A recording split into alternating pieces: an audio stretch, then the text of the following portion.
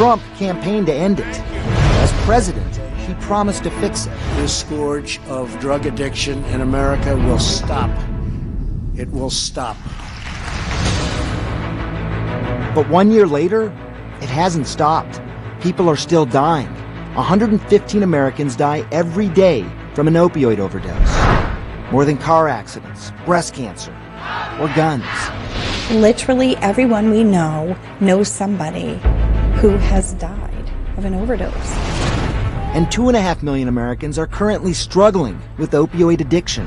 It was completely hopeless where I just was like, suicide is all constant thought. People need to take some aspirin sometimes and top it out.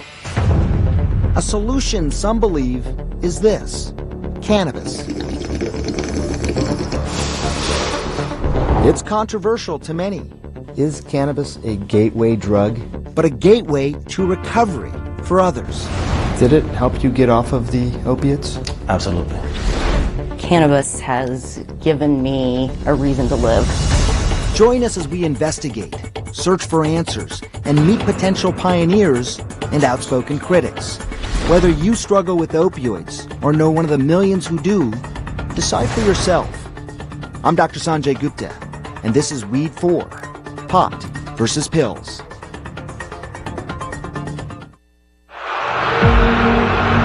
November 13th, 2013. Second and goal. Monday Night Football. James to the goal line. Ah, man, that day changed my life, you know. They've lost Mike James. Mike James was starting in the NFL. A childhood dream finally coming true.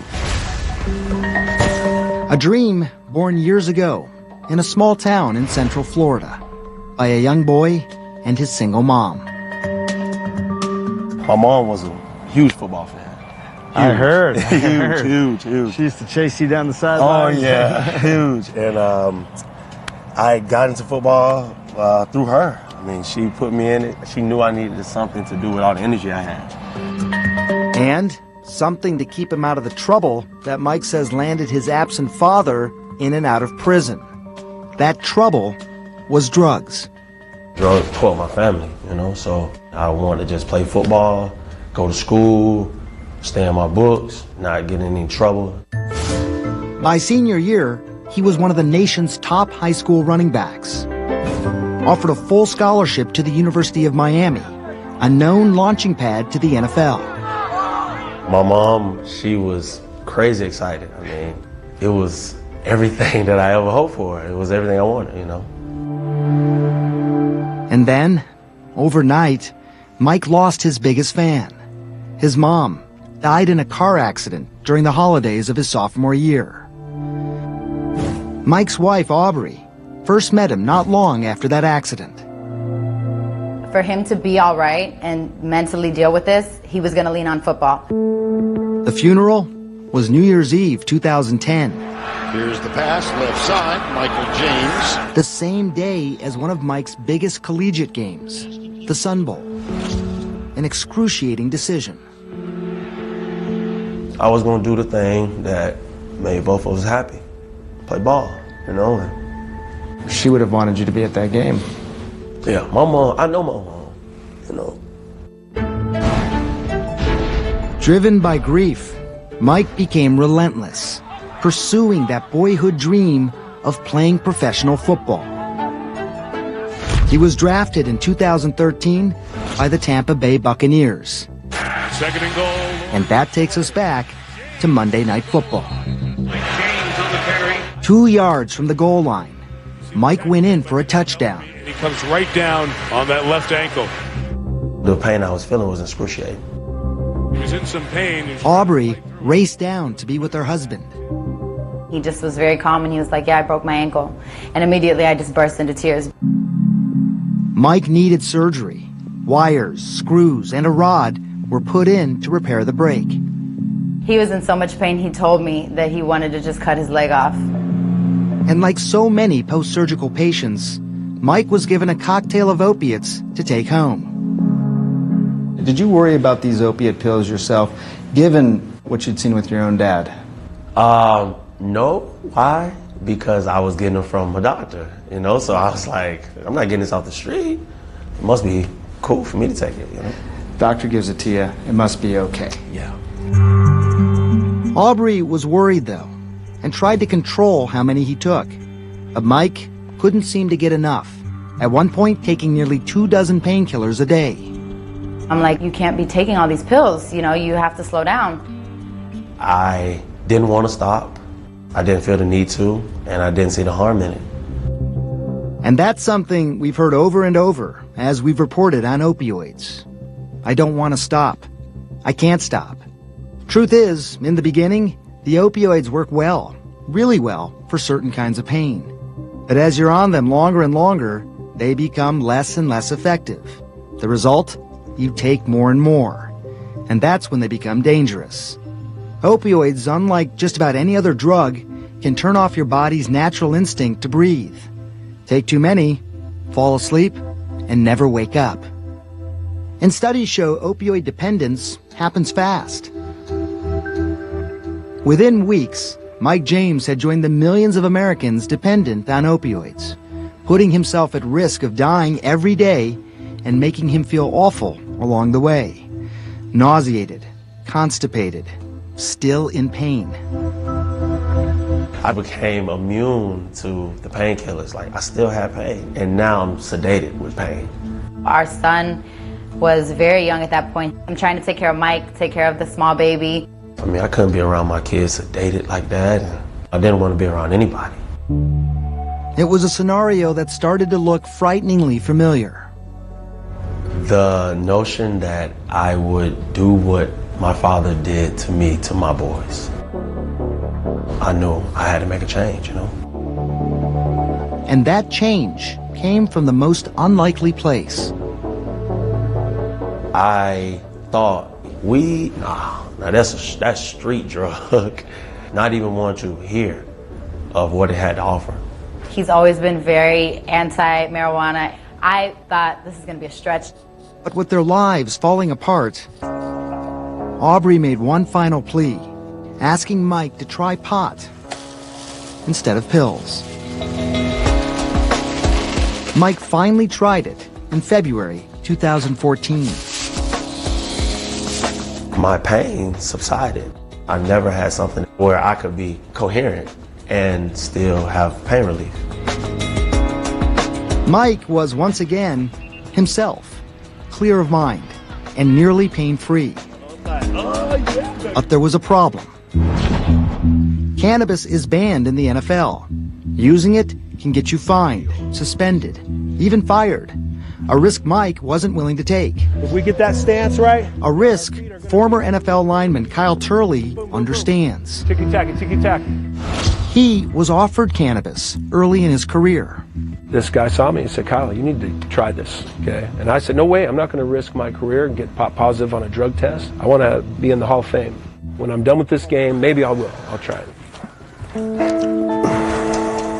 And he did, as soon as he retired. Hey, Bobo.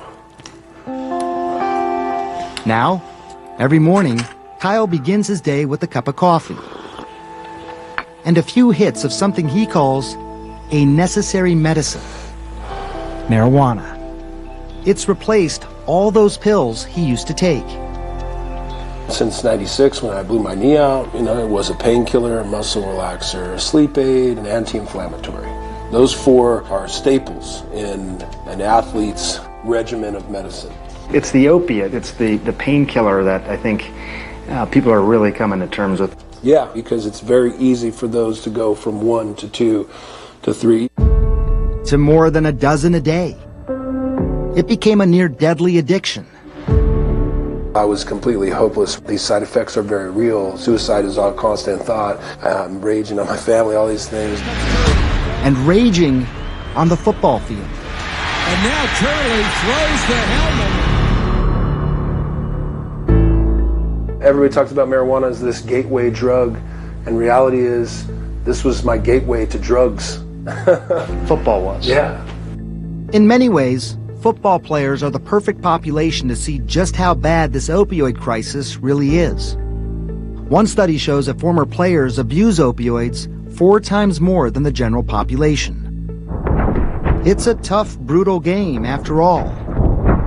Constant pounding, hard hits, lots of pain. Kyle Turley, Mike James, they felt they needed the opioids just to be able to do their job. Your production is how you get paid. And you can't produce, without playing on the field. Opioids, they were told by doctors, were the best way to keep going. I got into pain medicine at a time when we didn't have very good treatments for pain. Dr. Mark Wallace is the director of the Center for Pain Medicine at the University of California, San Diego. He, like most of us doctors, was taught in medical school to prescribe opioids. We were told that, well, there's evidence that the use of opiates are probably not that risky and that we should use them more liberally. They don't wear out. It was the 1990s, and doctors were seeing a lot of commercials like this one. These drugs, which I repeat are our best, strongest pain medications, should be used much more than they are for patients in pain. Problem is, while they were FDA approved for some kinds of pain, they were never intended to be used long term. We started to see patients who were prescribed opiates for their pain condition who had never been addicted to anything, becoming addicted to those drugs. Dr. Nora Volkov, the director of the National Institute on Drug Abuse, believes that was the beginning of our opioid crisis. We knew that there was a danger. We knew that they weren't as effective after a period of time, and yet it still happened anyway. Marketing. We started questioning whether we should be using opioids, but we didn't have a lot of good alternatives at the time. Proposition 215 made medical marijuana legal. Prop 215 allows the sick and dying to use marijuana for medical reasons.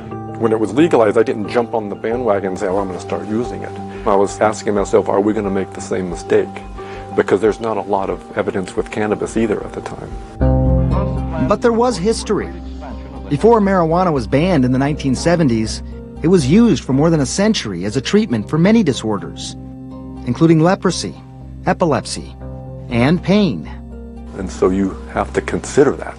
I started looking at medical cannabis as an alternative to opioids. In 1999, the California state government gave $10 million to Wallace and others to study the plant at the Center for Medicinal Cannabis Research in Southern California. Within a decade, there were half a dozen studies to show that cannabis could relieve certain kinds of pain. The results made the cautious doctor more comfortable. He started to use cannabis in his practice as an alternative to opioids. 80% of his patients, hundreds of patients, were weaned off of pills using pot. How are you? Thank you. Nice to meet you. You too. Patients like Mark Schechter. You feeling okay right now? Feeling pretty good. Which is amazing when you consider Mark has an extremely painful spinal disorder that left him partially paralyzed 10 years ago. The nerve pain was something I never experienced before in my life. Relentless and chronic. Doctors offered opioids, Percocet, OxyContin, fentanyl. Roughly 10 tablets, different medications, 10 tablets a day, every day. Every day. I had doubts how well they were working.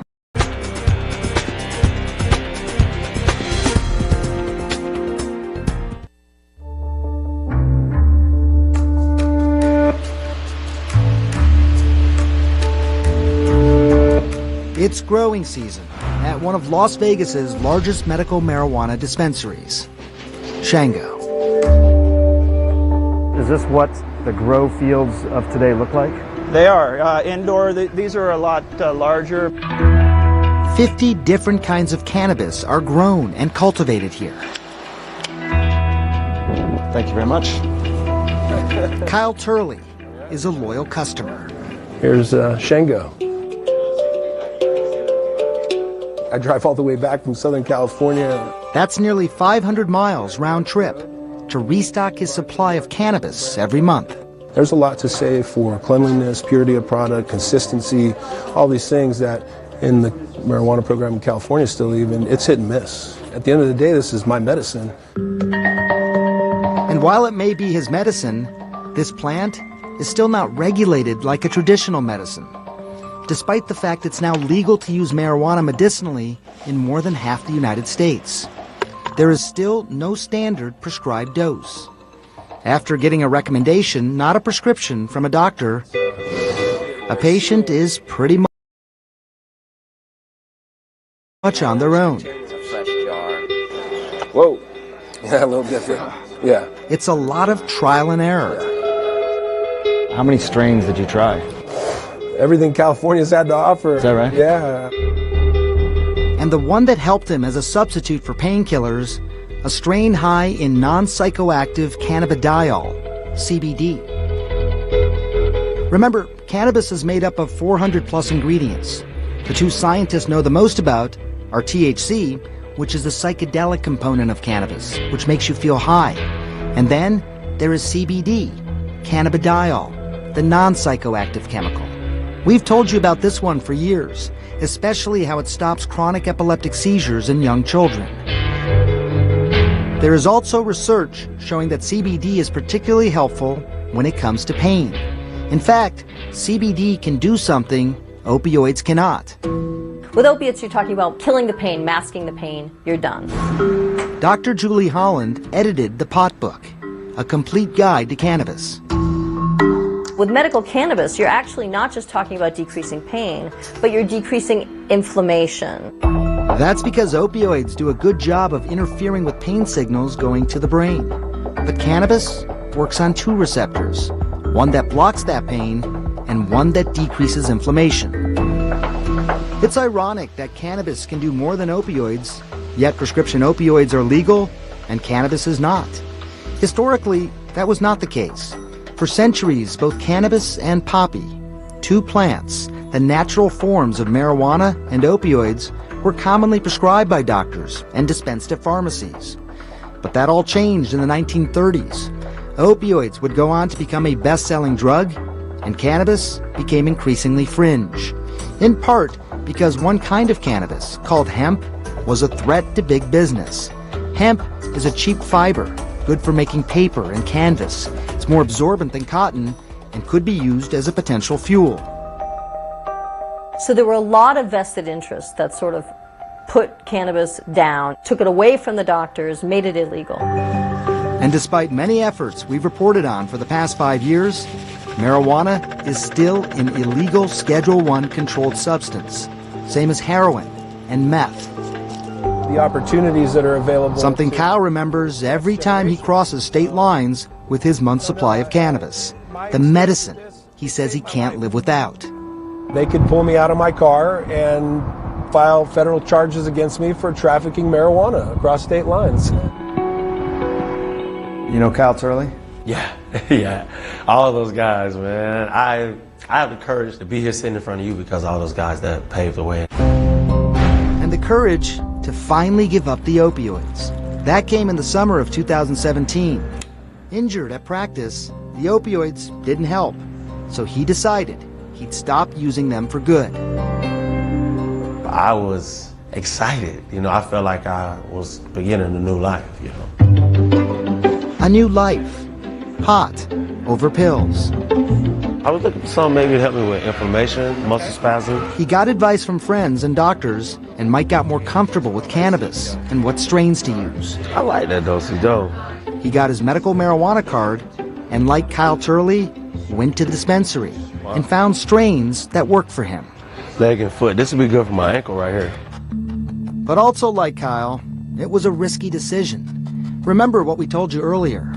Marijuana, even non-psychoactive CBD, is banned in the NFL. So Mike had to be careful not to test positive. He was willing, however, to take the chance.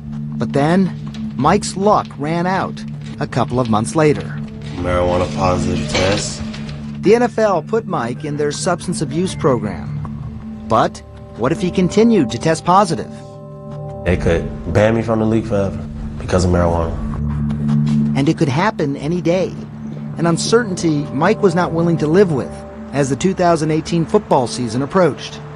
Hey, Hi, Mike. Oh, it's great to see you. With 2 months until training camp, Mike decided to be the first NFL player to file a TUE, a therapeutic use exemption for cannabis. Basically, he wanted approval to use medical marijuana even though it's banned. This is the first active player who's been willing to put their professional career on the line to openly admit that they have been using this cannabis. So they want to know dose. Dr. Sue Sisley is taking on the fight to help NFL players, like Mike, to use medical cannabis legally as part of a group called Doctors for Cannabis Regulation. They understand the risks that I have by playing NFL and being a child of substance abuse. They take all that into consideration. It does take a tremendous amount of fortitude to be able to question the NFL openly when you're getting a paycheck from them. They love me a lot, I appreciate it. Mike knows he's put his career and his family in jeopardy. I just want people to listen. It will open the door for so many guys to use this as their medicine. But will the NFL slam the door in Mike's face? That a little later.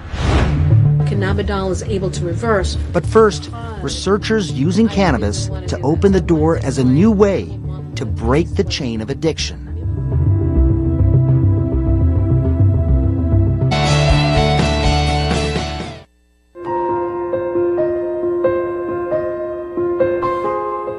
Poppy, a beautiful flower that looks harmless enough. But the opioids derived from this plant can turn people into addicts. They start seeking them out, and at the cost of everything else, even their death. Yasmin Hurd, director of the Addiction Institute at Mount Sinai in New York, says that's because these pain pills make profound changes in the brain soon after you start using them. This is where you actually get to look at the brains. Exactly. Hurd collects brains, hundreds of them, from opioid addicts who have overdosed. It's grim work. Is there anything that's different about the brain of someone who's an addict versus someone else's brain? It's not the gross changes, it's how the cells communicate with each other that are changed. Hurd showed me under the microscope. This is a healthy brain. Lots of cells, lots of connections. It's beautiful, the branching. The communication is essential for every single thing we do. This is a brain on drugs, specifically opioids. So one of the things you can see is that there's not that many networks. It just looks like a poorly populated neighborhood. Exactly. This is what a brain disease looks like. Opioids have damaged these receptors, the glutamate receptors in the prefrontal cortex of the brain, making it harder to make decisions, use good judgment, making it harder to just say no. The craving is so prominent, it's so enormous that they can't stop themselves. So even if they want to stop, they can't. Their newly wired brain won't let them. It could help explain why some therapies to treat addiction aren't successful. Take abstinence. I just think it's egregious. You're telling someone whose brain is fundamentally changed that all they have to do is to say no, when those circuits that mediate those aspects of cognition are altered. That's why, Hurd says, abstinence programs are usually only 5 to 10% effective. There is more success, however, with what's called medication-assisted treatment, MAT. You substitute lower-dose, slightly safer opioids like methadone and Suboxone instead of the potent painkillers. These drugs do reduce the risk of overdosing by more than 50%. But Hurd's biggest concern, MAT is still dependent on opioids. And as you've just seen, that means the brain disease of addiction is never fully treated. Which is why Hurd started to focus on the CBD in cannabis, to not only treat the underlying pain, but to also heal the brain. That CBD normalizes that. So by normalizing glutamate, you can restructure and normalize back the impairments in the cellular, at the cellular level, at the molecular level. Helping get rid of the cravings that keeps taking someone back. Exactly, exactly. And it's not just the pain or even the cravings that cannabis could help, but also the withdrawal symptoms of getting off opioids, the nausea, the insomnia, the bone-searing pain. It's like having an intense flu that just won't go away. The withdrawals from opiates was horrific. I tell them, we'll get you through that as we're trying to wean you. And over the last several years, Dr. Wallace's team has figured out the right strains to soothe the withdrawal symptoms, which are very similar to the side effects of chemotherapy. No surprise, because for decades, studies have shown that both THC and CBD can help cancer patients in treatment. Did it help you get off of the opiates? Absolutely. 100%. You hear about CBD being able to help people with their withdrawal type symptoms that they get trying to come off of opiates. You even hear, as you mentioned, that CBD can help repair the brain. Is that as promising as it sounds? As a scientist, I definitely try to be optimistic. But also cautious. She knows we need more research, but getting that done is not easy. It's something we've reported on for years. Because cannabis is a controlled substance, getting federal funding is difficult, and getting the actual cannabis to study is challenging. It took Yasmin Hurd 4 years just to get started. I just don't understand why we can't go on to have more in-depth studies to really see, indeed, if this does work and can be effective for at least a subset of people, even if it's not for all the 50,000 people who will die this year. It's hard to do. Harvard's Stacy Gruber has also struggled to do this kind of research. Her early studies show subjects who were given cannabis for the very first time reduced their opioid use by 47%. It's a staggering number. And like Hurd, Gruber also showed that their brains changed when off of pills and on pot. The brain's white matter, which is what allows it to communicate from one region to another, became better organized. Those same folks show improvements in cognitive performance, so it's very exciting. Exciting for opioid addicts, and now raising the question, could this help with other brain diseases, like Alzheimer's and dementia? The latest research shows that in lab-grown neurons, cannabis removes the protein that accumulates in the brains of these patients. Again, nothing else has been identified to do that. That doesn't surprise Kyle Turley. He was diagnosed with early CTE, a sort of Alzheimer's-like disease, and he is a firm believer CBD has helped return his memory, quell his anger, and ease his depression.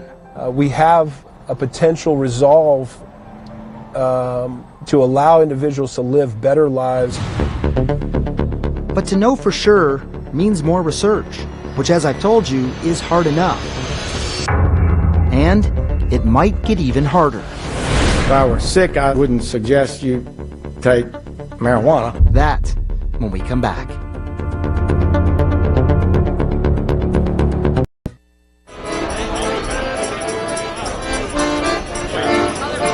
It's springtime in Ann Arbor, Michigan.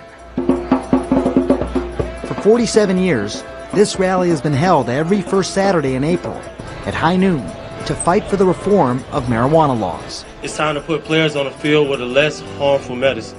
With his career and reputation on the line, Mike James is telling the world that cannabis worked for him. It's time for their doctors to start listening to my doctors, Dr. Sue Sisley and Dr. Mike is traveling around the country with Dr. Sue Sisley from Doctors for Cannabis Regulation.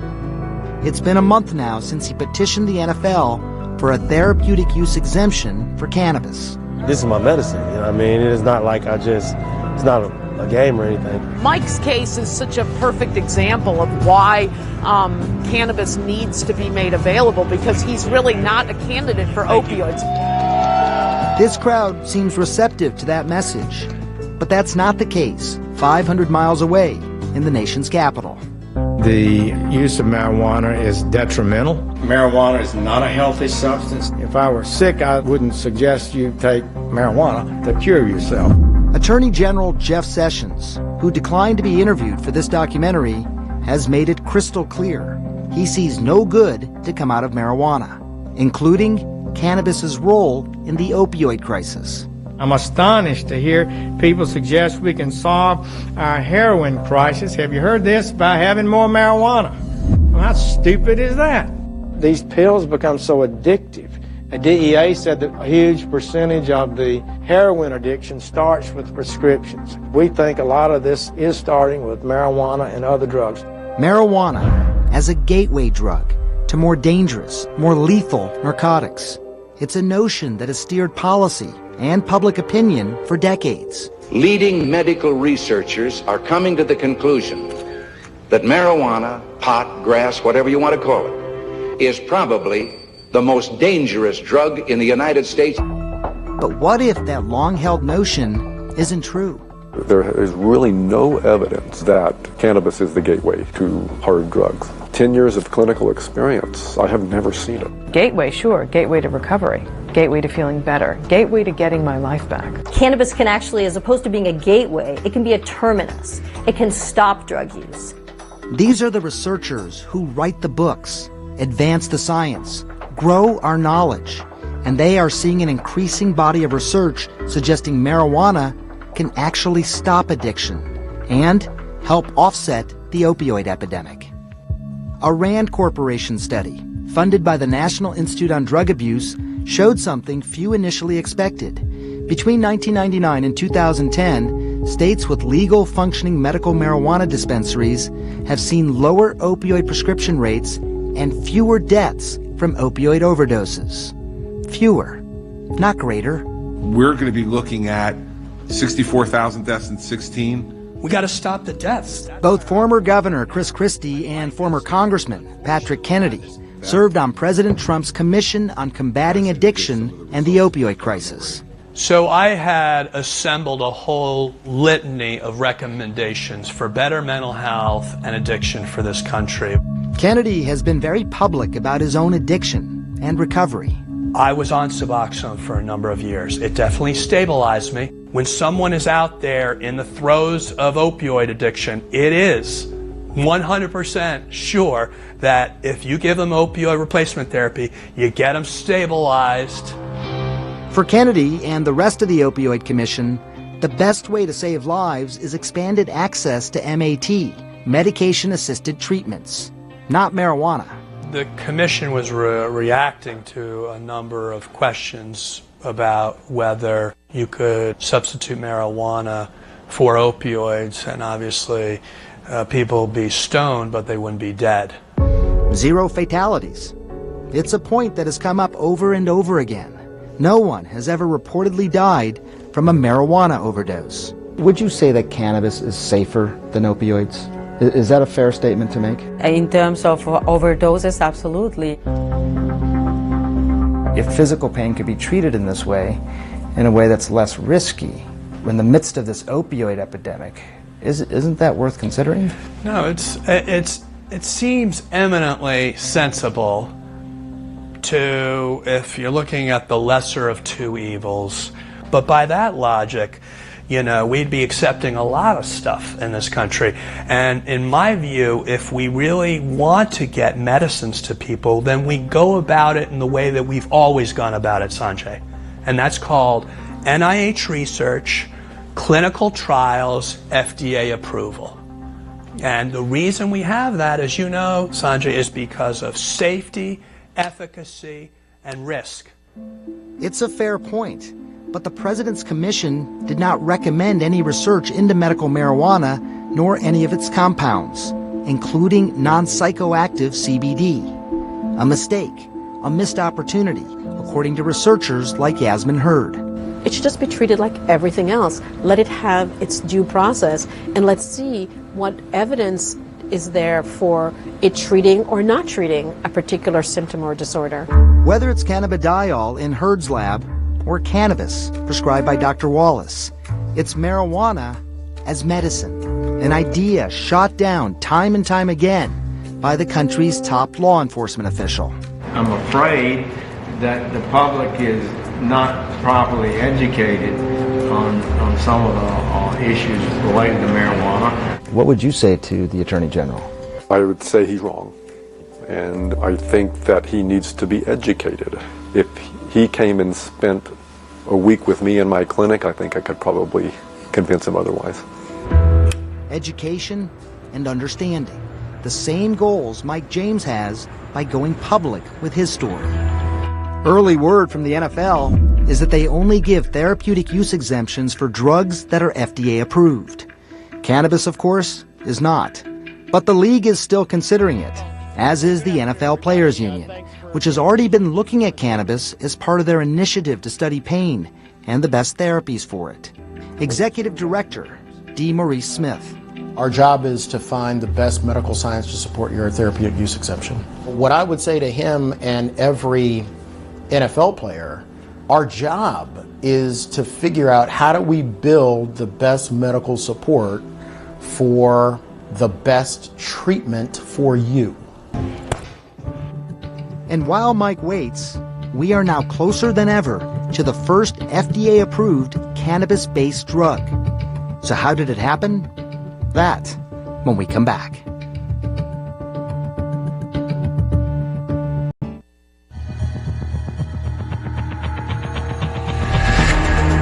Thousands of miles away from Mike James and the NFL, a big breakthrough brews in these secret labs.